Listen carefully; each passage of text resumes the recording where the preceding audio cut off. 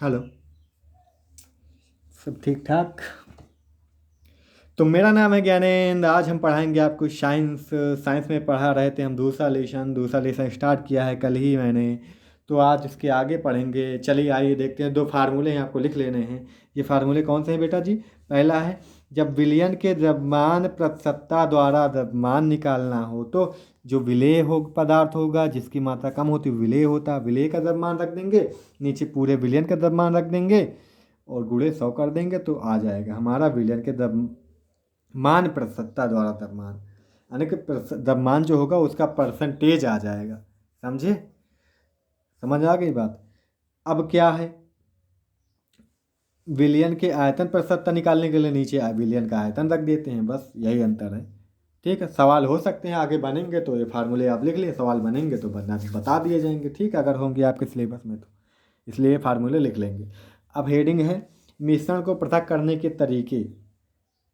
अब जो मिश्रण होते हैं उनको अलग करना चाहें हम विलेय विलायक को तो कैसे कैसे कर सकते हैं। तो पहली विधि कौन सी इसमें? वाष्पीकरण, इवोपरेशन। इसका उद्देश्य क्या है? मूल उद्देश्य इसी तरह लिख लेंगे बेटा जैसे लिखा है। यह मिश्रण के दो पदार्थों में से एक पदार्थ का वाष्पीकरण होना है ना। जैसा कि एक पदार्थ का क्वथनांक दूसरे से कम होता है, मतलब वाष्पीकरण होना सिद्ध करना है, इसे वाष्पीकरण होना दिखाना हमें इस जो करने जा रहे हैं। इसमें क्या क्या लगता है, सामग्री क्या क्या लिखते हैं ये करने के लिए? एक रंग डाई होनी चाहिए जिसका क्वथनांक क्या हो, ज़्यादा हो, यानी कि रंजक होना चाहिए कोई, कहने का मतलब ये। तथा एक क्या हो, पानी का बीकर हो, एक वाच हो, एक गिलास हो। ठीक है, टाइम देख लेंगे ना कितने टाइम तक क्या करना। वाच गिलास आती है आपके स्कूल के लैब में होगी वाच गिलास, अच्छा देखना। जब हम पानी में मिले रंग को गर्म करते हैं तो पानी वाष्पित हो जाता है तथा रंग वाच गिलास में रह जाता है। जो रंग होता है मिलाते हैं, जो रंजक मिलाते हैं हम वो उसी में रह जाता है, पानी वाष्पित हो जाता है। यानी कि वो पहले वाष्पित होता है, यानी कि उसका जो कुछ कम टेम्परेचर पे वाष्पीकरण होता है और उसका जो रंजक मिला है उसका अधिक टेम्परेचर पे, है ना। ये चीज़ देखो ना। पानी लिए, स्याही ले लिए, जो निकलने के नीचे दिख रही है ना आपको रंगीन, वो स्याही है, वाच ग्लास है। ठीक है, और बीकर में पानी ले लिए, देखो ये पानी भरा है, ये वायर तार की पन्नी लगी है, बर्नर लगा है, आग जल रही है, स्टैंड है, ट्राइपॉड स्टोर कह सकते हैं, स्टैंड जो भी कहें। ठीक है, वाष्प बन के पानी उड़ा जा रहा है लेकिन स्याही नहीं उड़ रही है। इससे क्या पता चला है? इससे क्या पता चला कि दोनों का अलग अलग क्या है वाष्पीकरण। जिस ताप पर कोई चीज़ क्या करने लगे, बॉयल होने लगे, वाष्पित होने लगे, उसे क्या कहते हैं? उस ताप को क्या कहते हैं बेटा? भाई बॉयल होगा तभी तो वाष्पित होगा, उसी ताप को, उसी को तो कहते हैं हम क्वथनांक। यानी कि दोनों का क्वथनांक अलग अलग है। यह चीज़ तो हमें सीखने करना है। अब अलग कर लिए हम इनमें, समझे?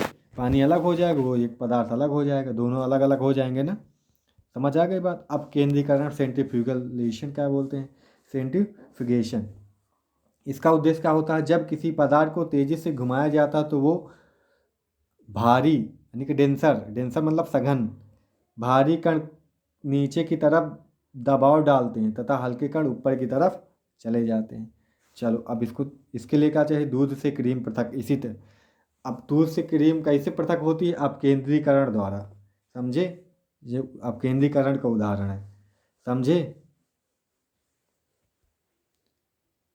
दूध से क्रीम, जो मक्खन निकालते हैं ना हमारे घरों में, हांडी होती है, मान लो ये हांडी है, इस पर जो चलाते हैं ऐसे जो होता है, घुमाते हैं इसको, तो भारी कण हल्के कण, हल्के कण ऊपर आ जाते हैं, भारी कण नीचे रह जाते हैं। ठीक है, समझ गए? समझ गए ना? चलो ये बना लेंगे आप। ठीक है, अब इसके और उदाहरण हो सकते हैं, जैसे शराब तथा रक्त को जांचने के लिए प्रयोगशाला का इस्तेमाल करते हैं, क्रीम से मक्खन निकालना, ये भी उसका कारण। वॉशिंग मशीन में कपड़ों से पानी निकालने के लिए इसी विधि का उपयोग किया जाता है। ये सब इसी के उदाहरण है। जैसे धूल मिट्टी कण अलग हो जाते हैं ना, है ना, वॉशिंग में नीचे बैठ जाते हैं क्योंकि वो भारी रहते हैं। चलो पृथक्करण की, अब इसमें क्या होता है? पृथक्करण की अब इसका शुद्धांत का दो अघुलनशील द्रव्य, अघुलनशील मतलब जो घुलते ना हो एक दूसरे में, ठीक है, को आसानी से पृथक कीप द्वारा किया जा सकता है, पृथक कीप द्वारा अलग किया जा सकता है आसानी से। कैसे देखते हैं। पृथककारी कीप का स्टाप कारक, स्टाप कारक, ठीक है, ये देखो लगा स्टाप कारक, देखा। चलो, खोलने से पानी दूसरे बीकर में इकट्ठा कर सकते हैं तथा दूसरे बीकर में बचा तेल इकट्ठा कर सकते हैं। प्रयोग पानी से तेल पृथक करना, यही तरीका। पानी अलग रहता, तेल अलग रहता, घुलते नहीं है ना बेटा। चलो देखते हो, सरसों का तेल है ऊपर, ठीक है, अब गोल कीप है और सरसों का तेल है, पानी है, और नीचे खोल देंगे तो पानी नीचे नीचे आ जाएगा। इसको खोलेंगे, स्टाफ का खोलेंगे तो पानी नीचे आ जाएगा। पानी तो भाई नीचे आ गया, लेकिन तेल ऊपर ही था, तेल फिर बंद, जैसे पानी नीचे आया थोड़ा सा बचा, बंद कर दिए इसको, बस पानी अलग तेल अलग। समझ गए। चलो, ऊर्ध्वपातन विधि है। अब ऊर्ध्वपातन विधि है, सब्लिमेशन क्या है। दो पदार्थों के बीच एक पदार्थ ऊर्ध्वपातित हो जाता है, मतलब सीधे किसमें, ठोस से गैस में परिवर्तित हो जाता है। परिवर्तित होगा, यहाँ पे रा होगा, ये रा आगे लिखा है बेटा, परिवर्तित हो जाना, यही तो होता है ऊर्ध्वपातन। जबकि दूसरा पदार्थ ऐसे ही रहता है। अब इसके लिए अमोनियम क्लोराइड ले लिए, जैसे हम क्या ले लिए बेटा, अमोनियम क्लोराइड ले लिए हम। ये देखो अमोनियम क्लोराइड रखा है, ठीक है।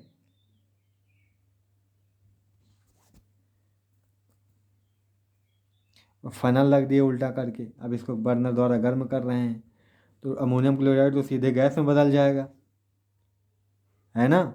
और यहाँ पे चाइना डिश कोई रखी है। अब कोई सी डिश है, कौन सी डिश है हमको नहीं पता है, कोई खाने वाला चीज़ है, वो गर्म नहीं, वो ऊर्ध्वपातन नहीं होता इसमें, उसी में मिला है अमोनियम क्लोराइड, उसमें मिला है। जैसे कोई डिश है, कोई खाने वाला पदार्थ है, उसमें सोडियम क्लोराइड मिला है, तो गर्म करोगे तो सोडियम क्लोराइड तो ठोस में होगा, मिला होगा उसमें, उड़ जाएगा फटाक से, और हमारी डिश खाने वाला पदार्थ बचा रह जाएगा।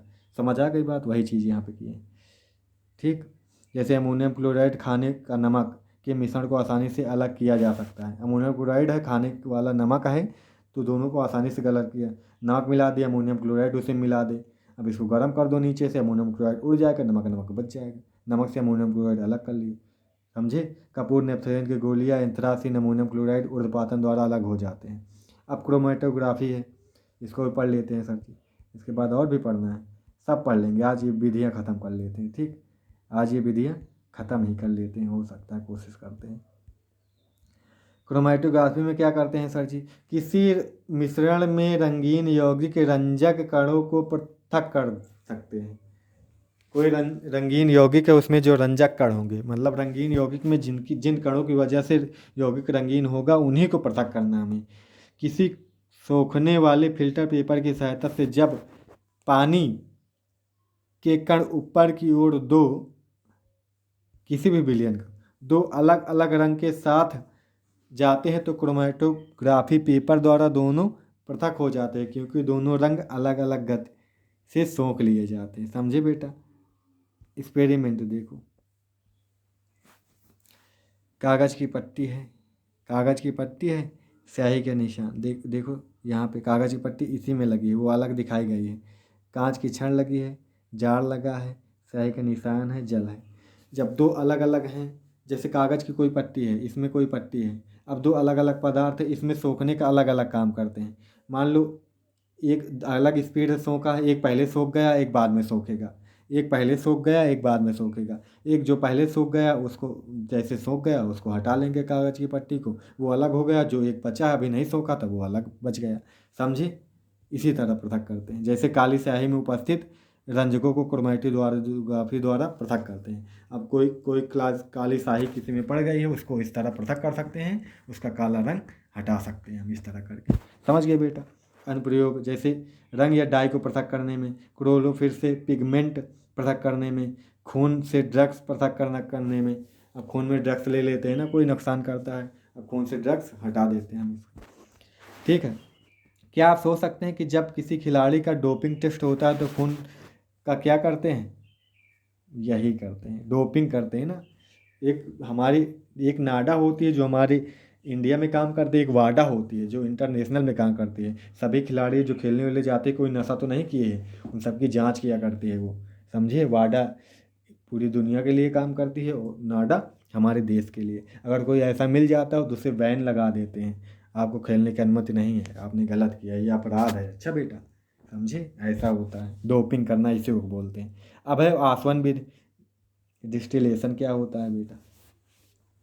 डिस्टिलेशन क्या होता है? इसको कल पढ़े क्या?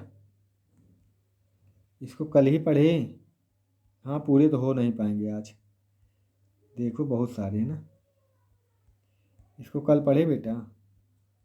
चलो कल ही पढ़ेंगे, लेकिन कल फिर परसों, 2 दिन में आपका लेसन ख़त्म हो जाएगा ये वाला। चलो इसको कल ही पढ़ेंगे, ठीक बेटा जी। तो फिर ठीक है, फिर आप लोग अपना ख्याल रखेंगे, अपने घर वालों का ख्याल रखेंगे, किसी को घर के बाहर नहीं जाने देंगे। देखो 50-55 हज़ार पहुँच रहे हैं केस, पहुँच गए होंगे आई थिंक। समझे बेटा, किसी को बाहर नहीं जाने देंगे। समझ गए?